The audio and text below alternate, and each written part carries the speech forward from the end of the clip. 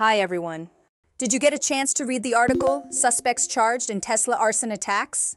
It's quite a shocking story. 3 suspects were charged with targeting Tesla properties using incendiary devices. According to prosecutors, the attacks were politically motivated, linked to opposition to Elon Musk's role in the Trump administration. As tensions rise between activism and criminal behavior, this case has sparked debates about justice, public protest, and corporate influence. Today, we'll explore the key details of this event and see how well you remember the main points. Let's get started! Let's take a closer look at today's story by checking your understanding with a short quiz. You can pause if you need more time to think. Ready? Let's get started. First question. What was the main target of the arson attacks mentioned in the article? A. Tesla's corporate office. B. Elon Musk's private residence. C. Tesla properties, including cars and charging stations. D. Government buildings near Tesla factories. Take a moment to think about it.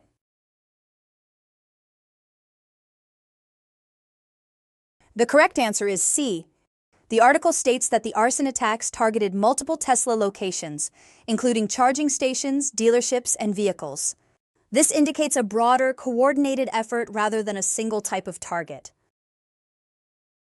Number 2. What was the suspected motivation behind the arson attacks? A. Industrial sabotage. B. Opposition to Tesla's regional expansion. C. Political disagreement. D. Environmental concerns. Consider your answer carefully.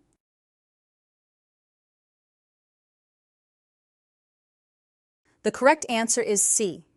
According to the article, authorities suspect that the attacks were motivated by political views, particularly opposition to Elon Musk's reported involvement in the U.S. presidential administration. Time for a quick true-false quiz. Number 3. The suspects were charged with both arson and vandalism. Think about your response.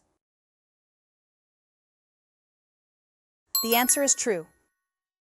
They were charged with both arson for setting fire to Tesla vehicles and vandalism for damaging company property. Number 4. The attacks were part of a government protest against Tesla's expansion.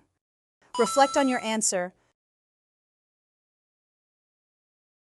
The answer is false.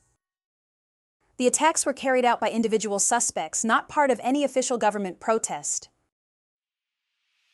Having explored the article through these questions, let's now engage in a discussion to delve deeper into the themes presented. Consider the following question and share your thoughts. Here is a question for you. Do you agree with Trump's label of domestic terrorism for these attacks? That's quite a bold label. What's your opinion on this? Well, I think it depends on how we define terrorism. In the UK, we classify terrorism as an act intended to influence government or intimidate the public for political purposes. According to the article, the suspects may have been motivated by political opposition to Elon Musk's reported involvement in the US presidential administration. In that sense, the attacks could be interpreted as politically driven. However, it's also important to consider the scale and impact.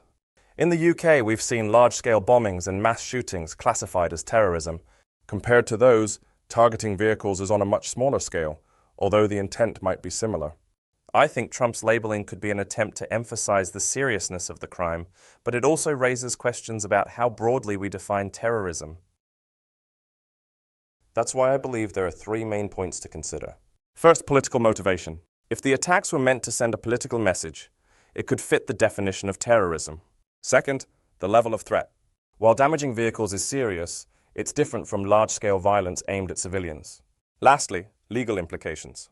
Labeling it as terrorism could lead to harsher penalties and broader investigations. So, while I understand Trump's reasoning, I think the definition of terrorism needs to be applied carefully and consistently. Thanks for joining today. We explored the shocking Tesla arson attacks and discussed Trump's labeling of the incidents as domestic terrorism. We also considered what defines terrorism, the political motivations behind violent acts, and the legal implications of such labels. I hope this discussion gave you a new perspective on how violent protests are classified and understood. See you next time.